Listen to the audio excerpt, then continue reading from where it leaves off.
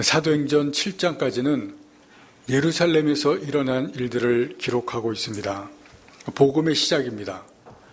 복음이 어떻게 시작되었고 어떻게 예루살렘에서 일어났는지를 기록한 것이고, 8장에서부터 12장까지는 복음이 예루살렘에서 넘어가는 것을 기록하고 있습니다.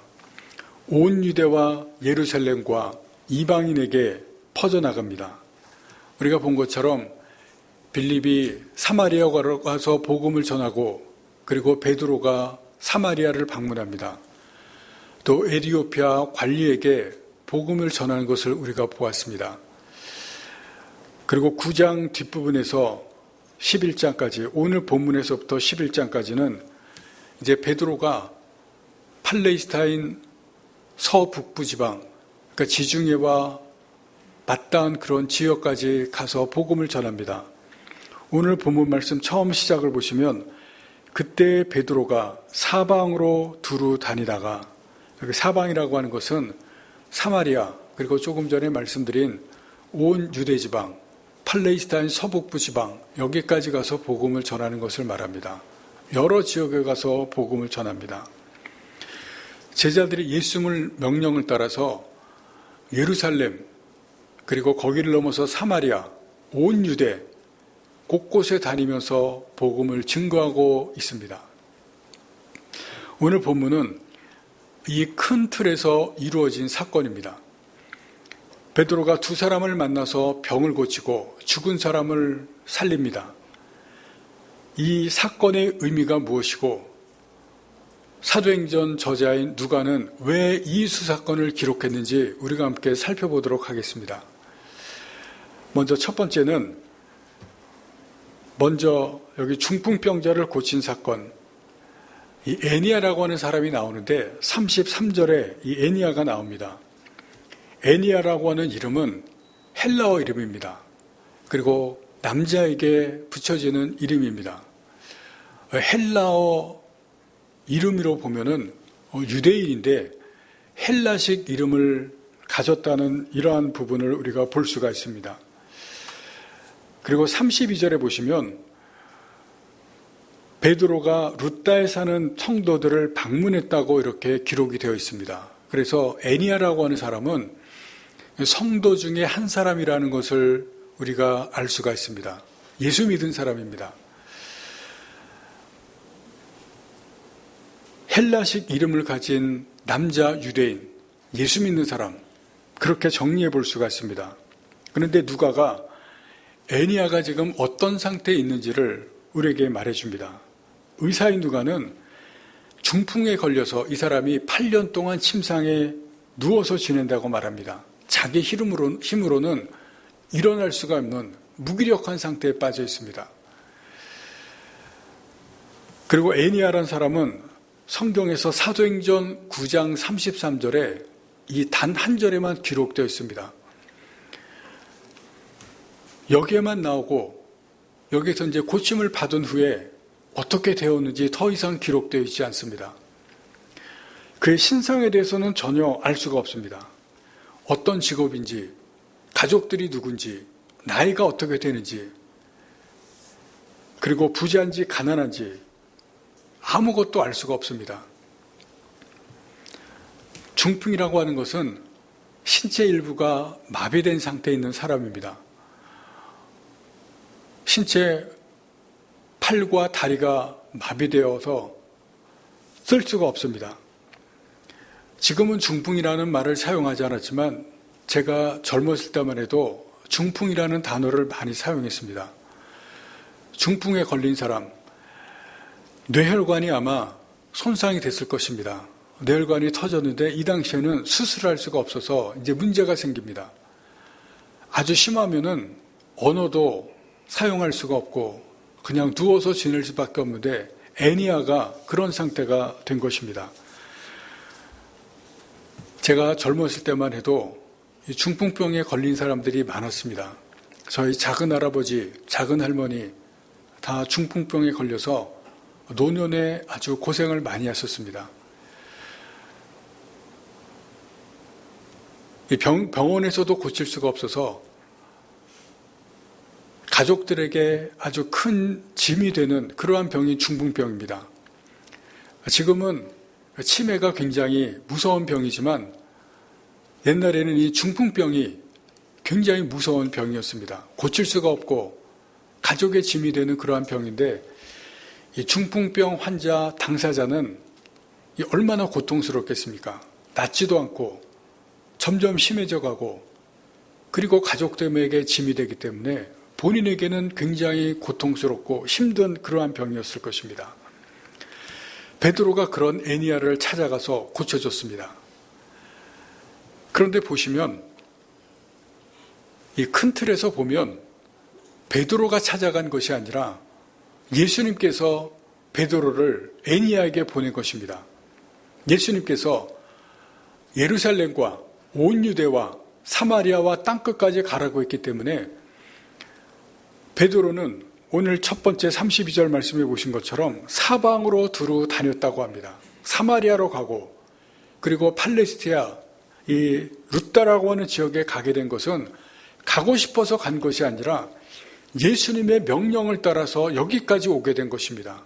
그리고 성도들 집에 방문을 하다가 애니야 집에 오게 된 것입니다. 근본적으로 말하면 베드로가 온 것이 아니라 예수님께서 보내셔서 애니야의 집에 오게 된 것입니다. 여기까지 오게 된 것은 예수님께서 보내셔서 온 것인데 여러분 이 부분을 잘 보셔야 됩니다. 말씀드린 대로 애니야는 중풍병에 걸려서 아무런 가치가 없는 사람입니다. 가족들에게도 짐이 되고 사람들에게도 쓸모가 없습니다. 그런데 예수님에게는 무시해도 좋을 만큼 무가치한 사람은 아무도 없습니다. 예수님에게는 포기해도 좋을 만큼 짐이 되는 사람이 없습니다. 한 사람 한 사람이 귀하고 한 사람 한 사람이 소중합니다. 그래서 예수님께서 한 영혼이 천하보다 귀하다고 말씀합니다. 애니야에게 베드로가 온 것은 그렇기 때문에 이 짐이 되고 무가치한 이 애니야에게 예수님께서 베드로를 보내신 것입니다. 예수님은 누구도 무시하지 않고 누구도 지나치지 않고 누구도 짐으로 여기지 않습니다. 그래서 예수님께서 애니야에게 베드로를 보내셔서 찾아오신 것입니다. 두 번째는 다비다가 죽었습니다. 37절 말씀해 보시면 그냥 죽은 것이 아니라 병이 들었다가 죽었습니다. 병이 들었을 때 여러분 이 병은 죽기 전에는 그래도 희망이 있습니다. 그러나 마지막에는 죽었다고 하는 것은 모든 희망이 다 사라진 그러한 상황입니다. 최악의 상황을 맞은 것입니다. 그런데 이 최악의 상황에 사람들이 베드로를 초청합니다. 여러분 왜 그렇겠습니까? 이 요바에 있는 사람들은 아마 베드로에 대해서 소문을 들은 것이 있었기 때문에 그랬을 것입니다. 예루살렘에서 베드로가 많은 기적을 행했던 것을 들었을 것입니다. 그래서 사람들을 베드로 가까운 옆에 있는 베드로에게 사람들을 보내서 초청을 하는데 38절 마지막에 보시면 간청이라는 단어가 나옵니다. 제발 와달라고 부탁을 하고 간청을 해서 모셔옵니다. 베드로가 다비다에게 온 것, 이것은 애니야와 마찬가지로 근본적으로는 예수님께서 보내신 것입니다. 그런데 이 상황을 여러분들 잘 보시기 바랍니다. 다비다가 죽었습니다. 최악의 상황입니다. 어떻게 손을 쓸 수 없는 병에라도 걸렸으면 희망이 있지만 지금 죽었다는 것은 최악의 상황에 베드로가 온 것입니다. 그런데 최악의 상황이지만 다비다를 살렸습니다. 예수님께서 지금 이 최악의 상황에 베드로를 보냈다는 것은 예수님에게는 어떤 상황도 문제가 되지 않는다는 것을 우리들에게 말씀하시고 보여주십니다. 최악의 상황에서 주님의 능력이 나타난 것입니다.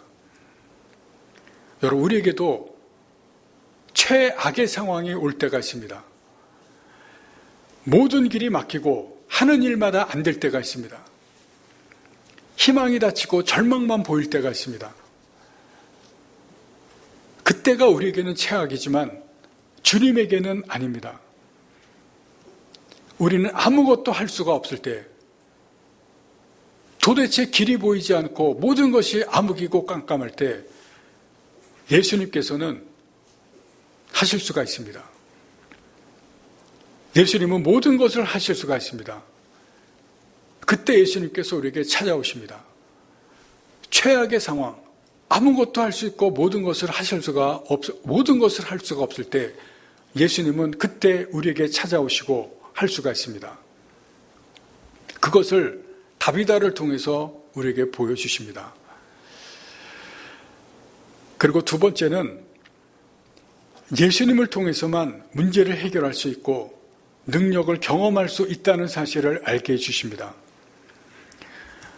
애니야와 다비다를 고친 사람은 베드로입니다. 그러나 베드로가 고치고 사람이 고친 것이 아니라고 하는 것입니다.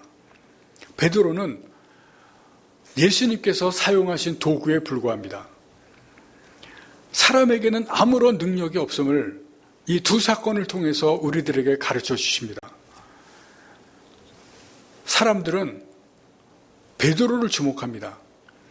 왜냐하면 베드로가 실제적으로 고쳤기 때문에 그렇습니다. 베드로를 통해서 능력이 나타났기 때문에 그렇습니다. 그래서 사람들은 누군가 사람을 고치고 누군가 능력을 행하면 그 사람을 주목하고 그 사람들에게 몰려듭니다. 여러분, 그러나 베드로가 하는 말을 우리가 주목하고 경청할 필요가 있습니다. 사도행전 3장에 보시면 우리가 이미 보았지만 안진뱅이를 베드로가 고친 것을 우리가 볼 수가 있습니다. 그때 베드로가 사람들이 몰려들었을 때 사람들에게 한 말이 있습니다. 다시 한번 우리가 볼 수 있기를 바랍니다. 사도행전 3장 11절 12절에 보시면 베드로가 사람들에게 말합니다. 우리 개인의 경공과 능력으로 이 사람을 걷게 한 것처럼 왜 우리를 주목하느냐, 그 말을 합니다. 우리 권능과 경건, 우리에게 권세가 있고 능력이 있고 경건이 있어서 이 사람을 고친 것이 아니라는 것입니다. 내가 능력이 있고 내가 권능이 있어서 고친 것이 아니라 예수의 이름의 권능으로 고쳤다고 말합니다. 예수님의 권능으로 고쳤다고 분명히 말합니다. 애니야와 다비다를 고친 것도 베드로와의 권세와 능력이 아닙니다. 예수의 권세와 능력입니다. 34절 말씀을 보시겠습니다. 베드로가 이르되 애니야야, 예수 그리스도께서 너를 낫게 하신다고 말씀합니다. 베드로는 병을 고치는 주체를 분명하게 선포합니다. 자기가 아니라 예수 그리스도가 말합니다. 내 능력이 아니라 예수의 능력이 너를 고친다. 여기 보시면 낫게 하신다라고 하는 동사는 현지형입니다. 무슨 말씀이냐면 지금 현재 너를 낫게 하시는 분이 예수라는 것입니다. 내가 아니라 예수가 너를 낫게 하신다. 지금 낫게 하신다는 겁니다. 지금 예수의 능력이 너에게 나타난다. 그 말입니다. 근데 많은 사람들이 고친 사람이 베드로입니다. 지금 고치는 것이 베드로입니다. 그래서 베드로를 주목하고 베드로에게 사람들이 몰려줍니다. 그런다 착각이라는 것입니다. 예수님이 고치는 것이고 예수의 능력이 나타나는 것입니다. 그래서 우리는 베드로가 아니라 예수님을 믿어야 됩니다. 예수님의 권능이 베드로를 통해서 나오는 것입니다. 34절에 베드로가 애니야에게 말하는 것을 다시 보시기를 바랍니다. 일어나 내 자리를 정돈하라. 40절에 보시면 여러분 죽은 다비다에게 말하는 그 장면을 다시 보시기 바랍니다. 40절입니다. 베드로가 사람을 다 내보내고 무릎을 꿇고 기도하고 돌이켜 시체를 향하여 이르되 다비다야 일어나라. 여러분 지금 시체에게 말합니다. 죽은 시체에게 말합니다. 일어나. 다비다야 일어나라. 지금 이 두 장면을 잘 보시기 바랍니다. 중풍병자 애니아는 아직 일어나지 못합니다. 침상에 누워있는데 일어나 내 자리를 정돈하라. 그리고 다비다는 지금 죽었습니다. 시체입니다. 그런데 시체에게 일어나라 그렇게 이야기합니다. 여러분 이것은 베드로가 지금 예수님을 믿고 있기 때문에 이렇게 선포합니다. 시체에게 선포하고 병자에게 선포합니다. 믿음으로 선포합니다. 예수님을 믿고 선포했을 때 8년 된 중풍병자가 일어나고 죽은 시체가 일어나는 겁니다. 믿음의 선포입니다. 믿음으로 선포할 때 믿음의 역사가 나타나는 것입니다. 여러분 우리도 베드로나 우리나 다 똑같은 사람입니다. 우리도 예수님을 믿는 믿음으로 우리의 상황에 대해서 믿음의 역사가 나타나도록 해야 됩니다. 베드로를 믿는 것이 아니라 예수님을 믿어야 됩니다. 우리가 믿을 때 우리의 문제 가운데서 믿음의 역사가 나타나고 예수님의 능력이 나타난다는 것을 다시 한번 믿으시고 그리고 아시고 깨달으시길 바랍니다. 믿음이 예수님의 권능을 나타나게 합니다. 그리고 세 번째는 예수님께서 우리를 부르신 이유를 분명히 알아야 됩니다. 나를 믿게 하시는 그 이유를 알아야 됩니다. 그것은 개인의 문제만 해결하고 개인의 소원만 이루시려고 하는 것이 아닙니다. 그것보다는 더 큰 목적이 있습니다. 오늘 본문에서 애니아가 고침을 받고 다비다가 살아났습니다. 그런데 이 두 사람은 다 예수님을 믿는 성도입니다. 이미 예수님을 믿은 사람입니다. 여기서 우리가 생각할 것이 있습니다. 애니아가 중풍병에서 이 병을 고침받지 못했다면 그 가족들은 계속해서 힘들었을 것입니다. 계속해서 가족의 짐이 되었을 것입니다. 본인도 가족에게 늘 미안하고 늘 죄송한 마음을 가지고 있었을 것입니다. 그러나 여러분 치유를 받지 못했다고 해서 애니아가 천국에 가지 못하고 하늘나라를 가지 못하지는 않았을 것입니다. 여러분 성도입니다. 예수님을 믿었기 때문에 중풍병에 계속 걸렸다고 해도 죽으면 하늘나라 가고 천국 갑니다.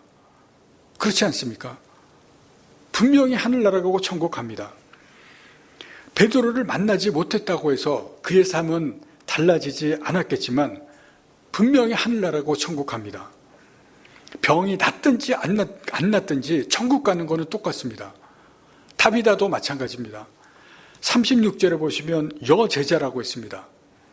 신앙이 아주 좋았기 때문에 구제도 많이 하고 그리고 선행도 많이 합니다. 만약 그대로 살아나지 못하고 여기서 죽음으로 끝나도 이 다비다도 천국 가는 것은 마찬가지입니다. 하나님 나라 갑니다. 애니아나 다비다나 베드로를 만났든 안 만났든 이 기적을 경험하든 경험하지 못했든 다 하늘나라 가고 천국 갑니다. 그런데 이 두 사람이 베드로를 만났기 때문에 이 경험을 했기 때문에 결과가 달라지는 것이 있습니다. 그것을 누가가 기록을 하고 우리가 지금 성경에서 여기서 확인할 수 있는 것이 있습니다. 분명히 베드로를 만났기 때문에 달라집니다. 35절 말씀을 보시겠습니다. 룻다와 사론에 사는 사람들이 다 그를 보고 죽게로 돌아오니라. 애니아가 중풍병에서 치료를 받자 이 룻다는 좀 작은 동네입니다. 이 동네에 사는 사람들 그리고 사론은 이 동네보다 넓은 지역입니다. 평원인데 루다를 넘어서는 넓은 지역에 사는 사람들이 중풍병에서 고침을 받았다는 소식을 듣자 예수를 믿습니다. 많은 사람들이 예수를 믿는 이 놀라운 일이 일어나게 됩니다. 이것은 애니야가 병에서 고침을 받는 일 때문에 일어납니다. 여러분, 애니야가 고침을 받는 이 문제 해결은 가족에게 기쁜 소식이고 복된 소식입니다. 그런데 거기에서 멈추지 않고 애니야가 사는 동네와 그리고 그 지역을 넘어서는 사로니아라는 지역에 많은 사람이 예수를 믿는 사건이 됩니다. 예수님께서 애니야를 고친 목적입니다. 단순히 그 가정의 기쁨이 아니라 그 지역에 사는 많은 사람을 고치기 위한 것이 예수님의 더 큰 목적이라는 것을 우리에게 보여줍니다. 다비다도 마찬가지입니다. 다비다가 죽었다가 살아나자 42절 말씀을 보시기 바랍니다. 온 욥바 사람이 알고 많은 사람이 주를 믿더라. 욥바는 루다보다 훨씬 큰 도시입니다. 루다는 동네지만 욥바는 도시입니다. 고대부터 팔레스타인 지역이 외부로 나가는 항구 도시입니다. 우리가 잘 아는 요나가 하나님의 명령을 거역하고 다른 데로 도망가는데 배를 타고 갔던 것이 이 욥바입니다. 고대부터 발달한 항구 도시라 많은 사람이 살았습니다. 그런데 다비다가 살아났다는 이 기적, 죽었다가 사람이 살아났다는 소식을 듣자 많은 사람이 예수를 믿게 됩니다. 이 다비다도 살아났을 때 가족들이 기뻐하고 그리고 그 같이 있었던 과부들 그리고 성도들 아마 다 같이 기뻐했을 것입니다. 교회가 기뻐했을 것입니다. 그러나 그 지역에 많은 사람들이 예수를 믿는 것, 이것이 예수님이 다비다를 살리셨던 더 큰 목적이었습니다. 여러분, 우리는 각자 문제가 있고 그 문제를 해결하기를 원합니다. 그렇게 우리가 기도를 합니다. 그런데 기도할 때 어떻게 기도하는가? 우리가 기도하는 태도와 목적을 다시 한번 우리가 생각해 봐야 됩니다. 대부분이 내 문제만 해결하고 내 소원만 해결하기를 기도합니다. 그런데 그것이 잘못된 것은 아닙니다. 우리가 그렇게 당연히 기도해야 됩니다. 애니야를 보시기를 바랍니다. 애니야도 그 가족들이 치유를 위해서 당연히 기도를 했을 것입니다. 다비다는 죽었을 때 같이 있었던 성도들이 그 죽음에서 살아나기를 위해서 베드로에게 간청하는 것을 우리가 볼 수가 있습니다. 죽었지만 다시 살기를 위해서 베드로를 모셔오는 그 아주 간절한 마음이 있습니다. 여러분, 이것은 모든 사람들의 심정입니다. 다 그런 마음을 다 갖고 있습니다.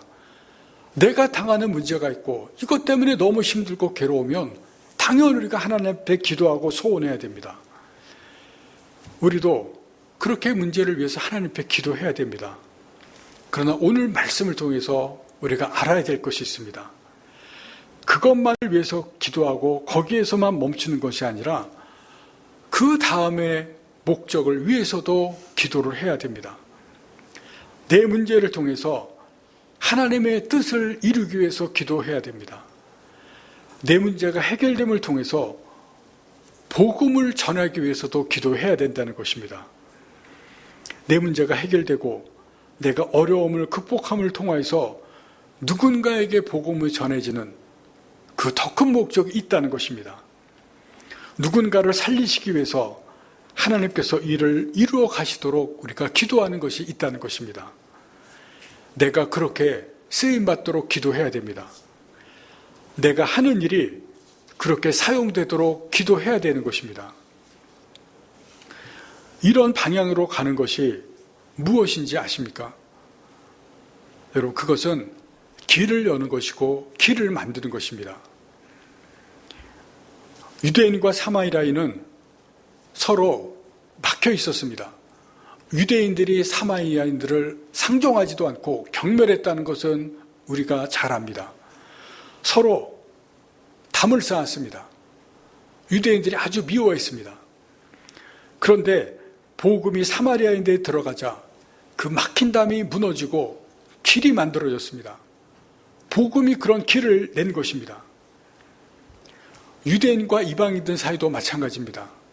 유대인들은 이방인들에게는 구원이 없고 하나님의 은혜가 없고 하나님께서 그들과는 함께하지 않는다고 생각했습니다. 철저하게 막혔습니다. 철저하게 유대인들이 담을 쌓았습니다.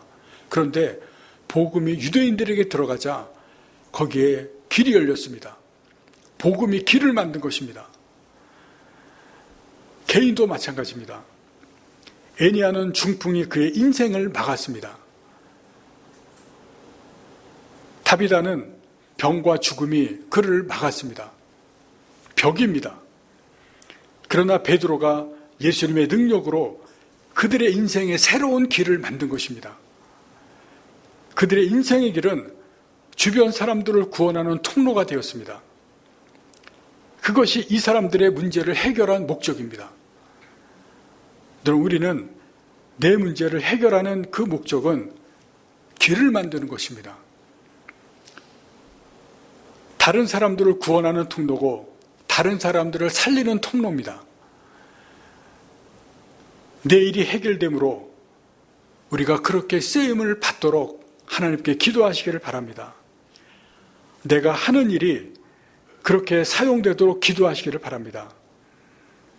내 자신의 문제가 해결되도록 주님께 쓰임받는 그러한 사람들이 되기를 기도하시기를 바랍니다. 여러분, 우리 자녀도 문제가 있을 수가 있습니다. 내 자녀를 위해서 기도하는 그러한 기도 제목이 있을 수가 있습니다. 그런데 그것이 해결됨으로 하나님께 쓰임받고 주님께 쓰임받는 자녀가 되기를 위해서 기도하시기를 바랍니다. 내 자녀가 길이 열리고 길을 만드는 그러한 자녀가 되기를 위해서 기도하시기를 바랍니다.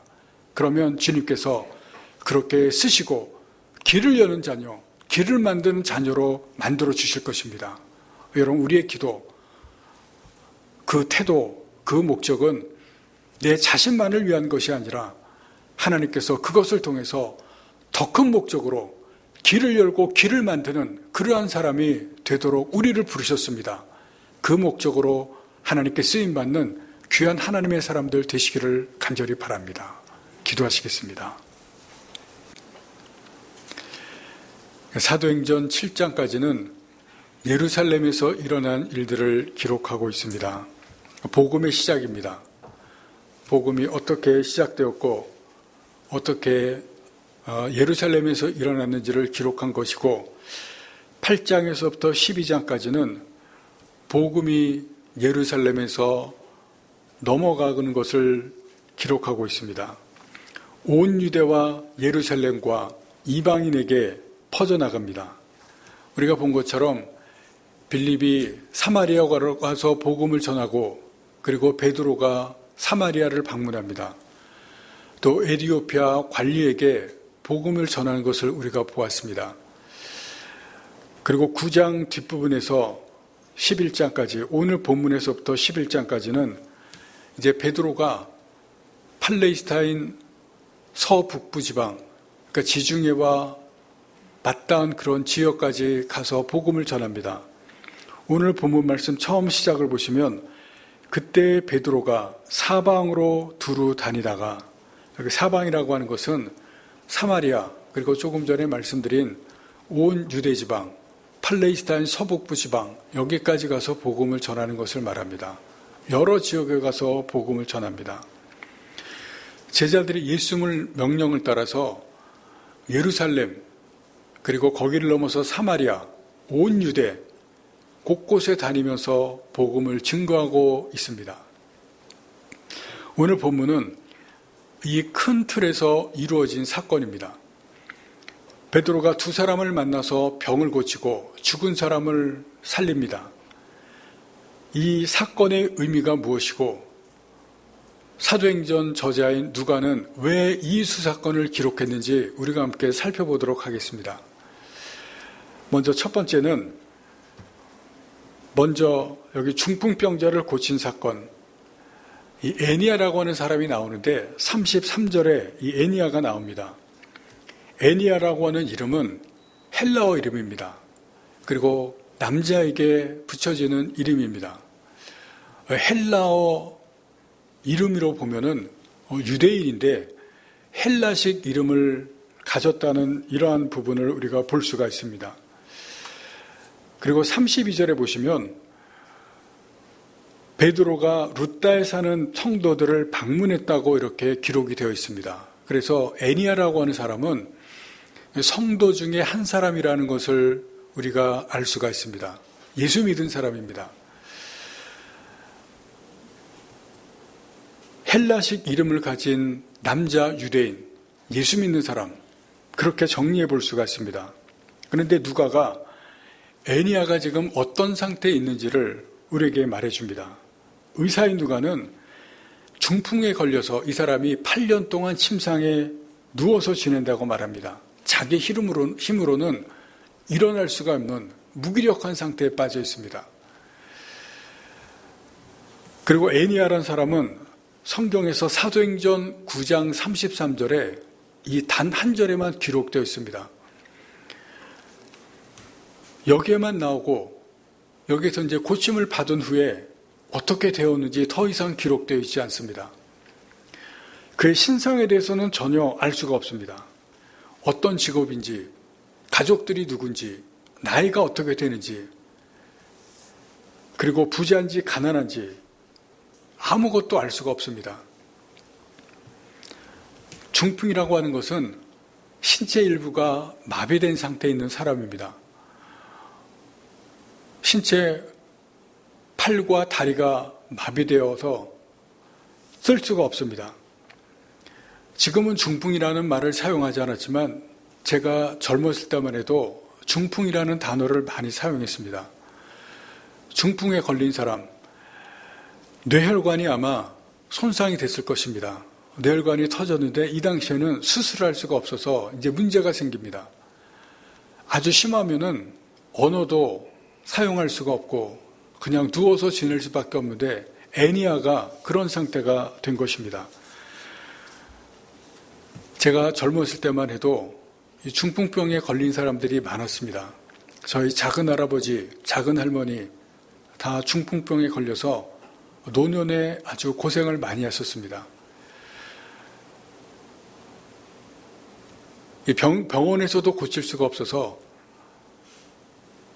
가족들에게 아주 큰 짐이 되는 그러한 병이 중풍병입니다. 지금은 치매가 굉장히 무서운 병이지만 옛날에는 이 중풍병이 굉장히 무서운 병이었습니다. 고칠 수가 없고 가족의 짐이 되는 그러한 병인데 이 중풍병 환자 당사자는 얼마나 고통스럽겠습니까? 낫지도 않고 점점 심해져 가고 그리고 가족들에게 짐이 되기 때문에 본인에게는 굉장히 고통스럽고 힘든 그러한 병이었을 것입니다. 베드로가 그런 애니아를 찾아가서 고쳐줬습니다. 그런데 보시면 이 큰 틀에서 보면 베드로가 찾아간 것이 아니라 예수님께서 베드로를 애니아에게 보낸 것입니다. 예수님께서 예루살렘과 온 유대와 사마리아와 땅끝까지 가라고 했기 때문에 베드로는 오늘 첫 번째 32절 말씀해 보신 것처럼 사방으로 두루 다녔다고 합니다. 사마리아로 가고 그리고 팔레스티아 이 루다라고 하는 지역에 가게 된 것은 가고 싶어서 간 것이 아니라 예수님의 명령을 따라서 여기까지 오게 된 것입니다. 그리고 성도들 집에 방문을 하다가 애니아 집에 오게 된 것입니다. 근본적으로 말하면 베드로가 온 것이 아니라 예수님께서 보내셔서 애니아의 집에 오게 된 것입니다. 여기까지 오게 된 것은 예수님께서 보내셔서 온 것인데 여러분 이 부분을 잘 보셔야 됩니다. 말씀드린 대로 애니아는 중풍병에 걸려서 아무런 가치가 없는 사람입니다. 가족들에게도 짐이 되고 사람들에게도 쓸모가 없습니다. 그런데 예수님에게는 무시해도 좋을 만큼 무가치한 사람은 아무도 없습니다. 예수님에게는 포기해도 좋을 만큼 짐이 되는 사람이 없습니다. 한 사람 한 사람이 귀하고 한 사람 한 사람이 소중합니다. 그래서 예수님께서 한 영혼이 천하보다 귀하다고 말씀합니다. 애니야에게 베드로가 온 것은 그렇기 때문에 이 짐이 되고 무가치한 이 애니야에게 예수님께서 베드로를 보내신 것입니다.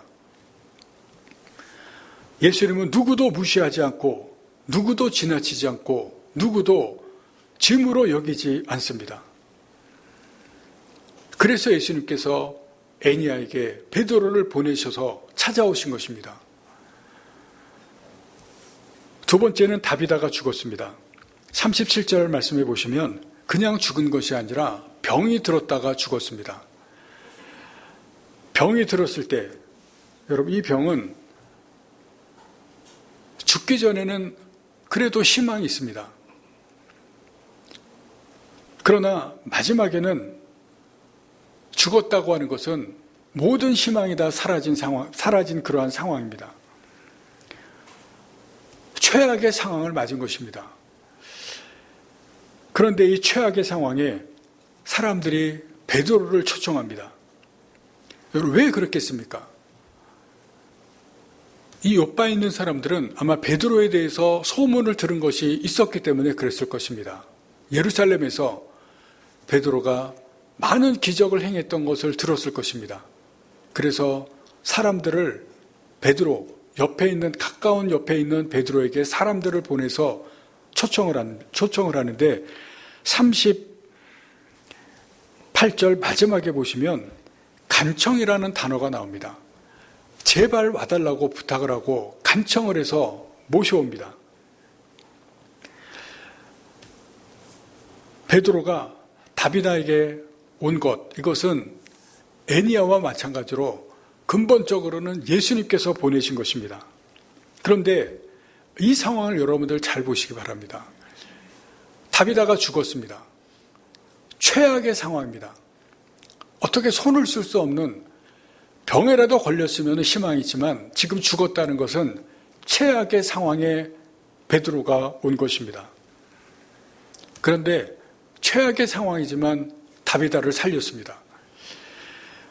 예수님께서 지금 이 최악의 상황에 베드로를 보냈다는 것은 예수님에게는 어떤 상황도 문제가 되지 않는다는 것을 우리들에게 말씀하시고 보여주십니다. 최악의 상황에서 주님의 능력이 나타난 것입니다. 여러분, 우리에게도 최악의 상황이 올 때가 있습니다. 모든 길이 막히고 하는 일마다 안 될 때가 있습니다. 희망이 닫히고 절망만 보일 때가 있습니다. 그때가 우리에게는 최악이지만 주님에게는 아닙니다. 우리는 아무것도 할 수가 없을 때, 도대체 길이 보이지 않고 모든 것이 암흑이고 깜깜할 때 예수님께서는 하실 수가 있습니다. 예수님은 모든 것을 하실 수가 있습니다. 그때 예수님께서 우리에게 찾아오십니다. 최악의 상황, 아무것도 할 수 있고 모든 것을 할 수가 없을 때 예수님은 그때 우리에게 찾아오시고 할 수가 있습니다. 그것을 다비다를 통해서 우리에게 보여주십니다. 그리고 두 번째는 예수님을 통해서만 문제를 해결할 수 있고 능력을 경험할 수 있다는 사실을 알게 해주십니다. 애니야와 다비다를 고친 사람은 베드로입니다. 그러나 베드로가 고치고 사람이 고친 것이 아니라고 하는 것입니다. 베드로는 예수님께서 사용하신 도구에 불과합니다. 사람에게는 아무런 능력이 없음을 이 두 사건을 통해서 우리들에게 가르쳐 주십니다. 사람들은 베드로를 주목합니다. 왜냐하면 베드로가 실제적으로 고쳤기 때문에 그렇습니다. 베드로를 통해서 능력이 나타났기 때문에 그렇습니다. 그래서 사람들은 누군가 사람을 고치고 누군가 능력을 행하면 그 사람을 주목하고 그 사람들에게 몰려듭니다. 여러분, 그러나 베드로가 하는 말을 우리가 주목하고 경청할 필요가 있습니다. 사도행전 3장에 보시면 우리가 이미 보았지만 안진뱅이를 베드로가 고친 것을 우리가 볼 수가 있습니다. 그때 베드로가 사람들이 몰려들었을 때 사람들에게 한 말이 있습니다. 다시 한번 우리가 볼 수 있기를 바랍니다. 사도행전 3장 11절 12절에 보시면 베드로가 사람들에게 말합니다. 우리 개인의 경공과 능력으로 이 사람을 걷게 한 것처럼 왜 우리를 주목하느냐, 그 말을 합니다. 우리 권능과 경건, 우리에게 권세가 있고 능력이 있고 경건이 있어서 이 사람을 고친 것이 아니라는 것입니다. 내가 능력이 있고 내가 권능이 있어서 고친 것이 아니라 예수의 이름의 권능으로 고쳤다고 말합니다. 예수님의 권능으로 고쳤다고 분명히 말합니다. 애니야와 다비다를 고친 것도 베드로의 권세와 능력이 아닙니다. 예수의 권세와 능력입니다. 34절 말씀을 보시겠습니다. 베드로가 이르되 애니야야, 예수 그리스도께서 너를 낫게 하신다고 말씀합니다. 베드로는 병을 고치는 주체를 분명하게 선포합니다. 자기가 아니라 예수 그리스도가 말합니다. 내 능력이 아니라 예수의 능력이 너를 고친다. 여기 보시면 낫게 하신다라고 하는 동사는 현지형입니다. 무슨 말씀이냐면 지금 현재 너를 낫게 하시는 분이 예수라는 것입니다. 내가 아니라 예수가 너를 낫게 하신다. 지금 낫게 하신다는 겁니다. 지금 예수의 능력이 너에게 나타난다. 그 말입니다. 근데 많은 사람들이 고친 사람이 베드로입니다. 지금 고치는 것이 베드로입니다. 그래서 베드로를 주목하고 베드로에게 사람들이 몰려줍니다. 그런다 착각이라는 것입니다. 예수님이 고치는 것이고 예수의 능력이 나타나는 것입니다. 그래서 우리는 베드로가 아니라 예수님을 믿어야 됩니다. 예수님의 권능이 베드로를 통해서 나오는 것입니다. 34절에 베드로가 애니야에게 말하는 것을 다시 보시기를 바랍니다. 일어나 내 자리를 정돈하라. 40절에 보시면 여러분 죽은 다비다에게 말하는 그 장면을 다시 보시기 바랍니다. 40절입니다. 베드로가 사람을 다 내보내고 무릎을 꿇고 기도하고 돌이켜 시체를 향하여 이르되 다비다야 일어나라. 여러분 지금 시체에게 말합니다. 죽은 시체에게 말합니다. 일어나 다비다야 일어나라. 지금 이 두 장면을 잘 보시기 바랍니다.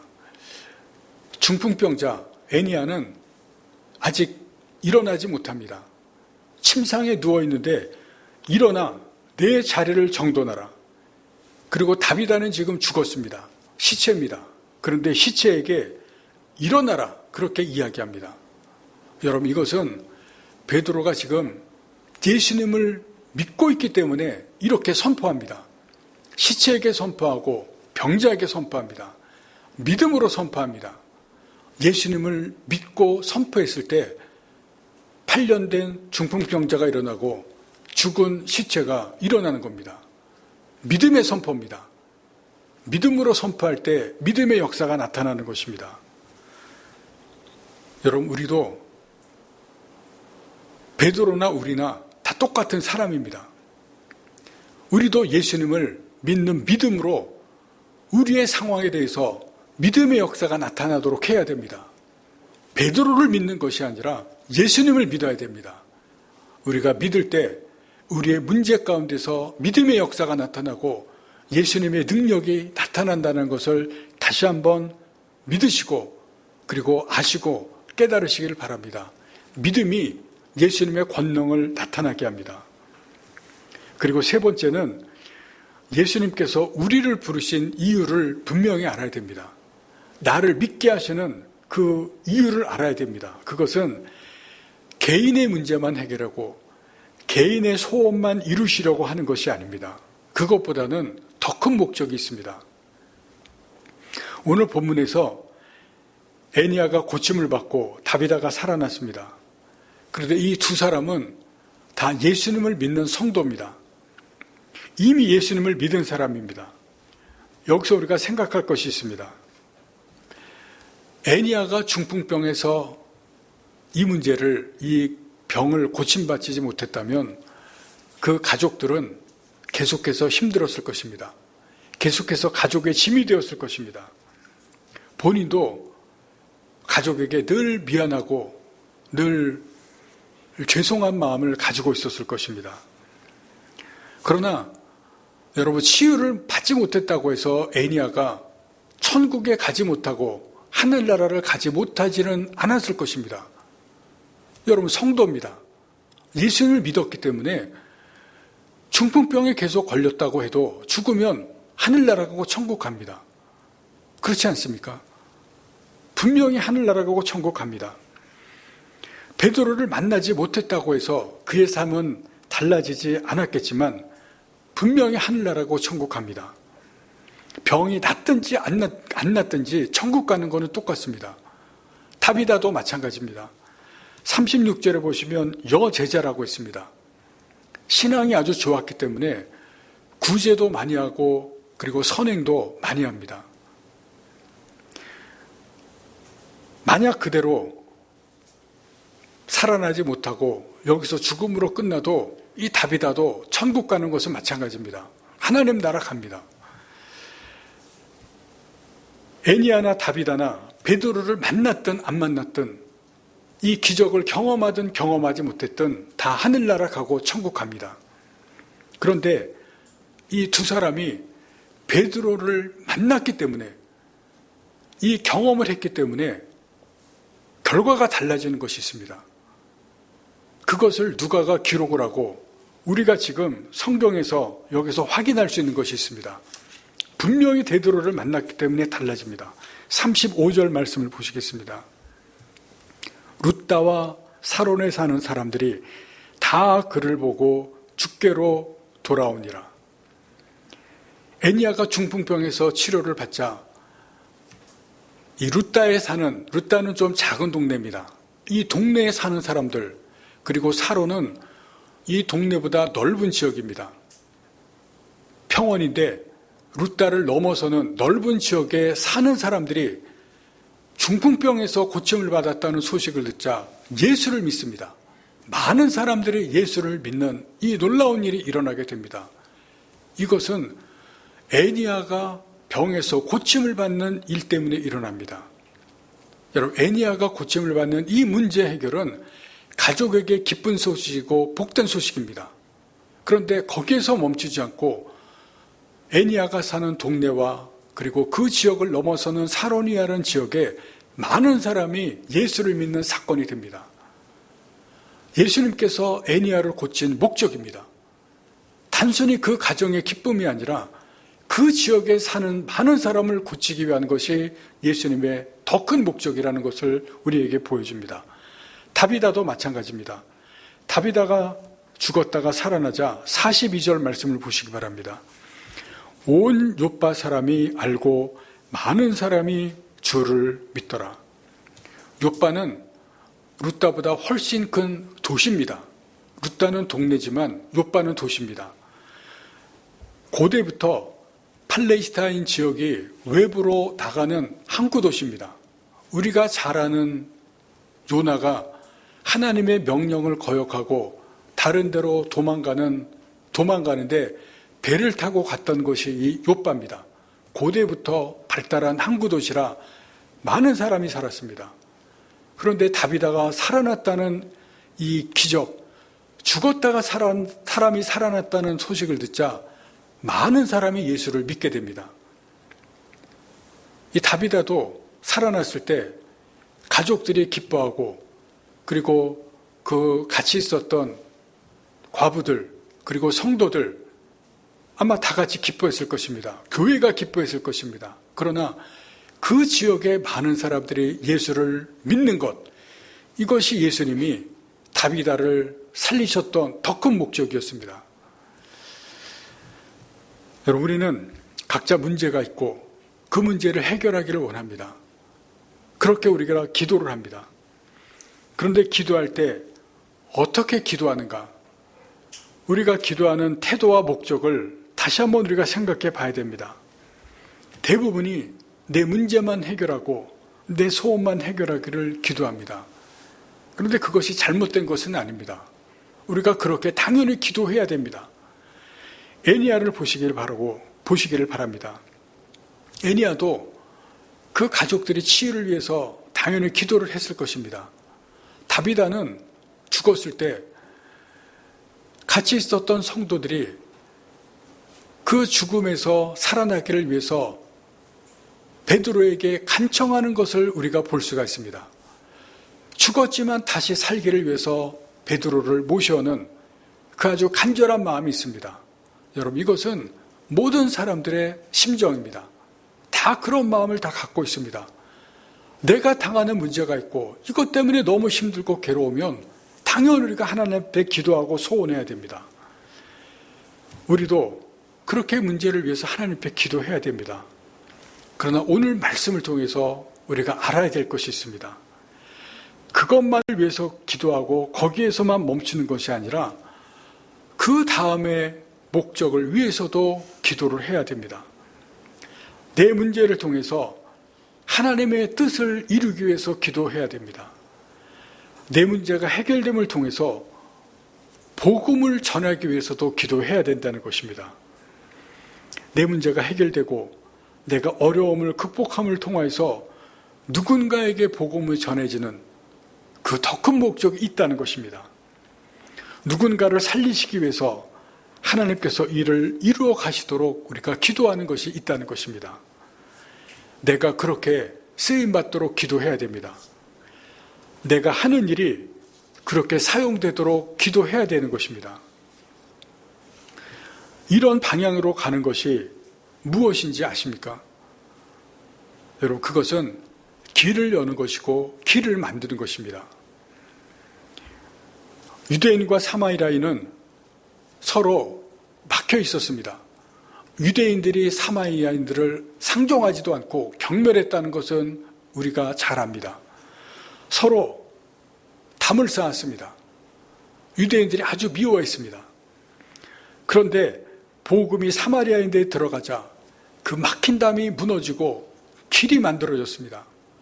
복음이 그런 길을 낸 것입니다. 유대인과 이방인들 사이도 마찬가지입니다. 유대인들은 이방인들에게는 구원이 없고 하나님의 은혜가 없고 하나님께서 그들과는 함께하지 않는다고 생각했습니다. 철저하게 막혔습니다. 철저하게 유대인들이 담을 쌓았습니다. 그런데 복음이 유대인들에게 들어가자 거기에 길이 열렸습니다. 복음이 길을 만든 것입니다. 개인도 마찬가지입니다. 애니야는 중풍이 그의 인생을 막았습니다. 다비다는 병과 죽음이 그를 막았습니다. 벽입니다. 그러나 베드로가 예수님의 능력으로 그들의 인생에 새로운 길을 만든 것입니다. 그들의 인생의 길은 주변 사람들을 구원하는 통로가 되었습니다. 그것이 이 사람들의 문제를 해결한 목적입니다. 우리는 내 문제를 해결하는 그 목적은 길을 만드는 것입니다. 다른 사람들을 구원하는 통로고 다른 사람들을 살리는 통로입니다. 내 일이 해결됨으로 우리가 그렇게 쓰임을 받도록 하나님께 기도하시기를 바랍니다. 내가 하는 일이 그렇게 사용되도록 기도하시기를 바랍니다. 내 자신의 문제가 해결되도록 주님께 쓰임받는 그러한 사람들이 되기를 기도하시기를 바랍니다. 여러분, 우리 자녀도 문제가 있을 수가 있습니다. 내 자녀를 위해서 기도하는 그러한 기도 제목이 있을 수가 있습니다. 그런데 그것이 해결됨으로 하나님께 쓰임받고 주님께 쓰임받는 자녀가 되기를 위해서 기도하시기를 바랍니다. 내 자녀가 길이 열리고 길을 만드는 그러한 자녀가 되기를 위해서 기도하시기를 바랍니다. 그러면 주님께서 그렇게 쓰시고 길을 여는 자녀, 길을 만드는 자녀로 만들어 주실 것입니다. 여러분, 우리의 기도, 그 태도, 그 목적은 내 자신만을 위한 것이 아니라 하나님께서 그것을 통해서 더 큰 목적으로 길을 열고 길을 만드는 그러한 사람이 되도록 우리를 부르셨습니다. 그 목적으로 하나님께 쓰임받는 귀한 하나님의 사람들 되시기를 간절히 바랍니다. 기도하시겠습니다.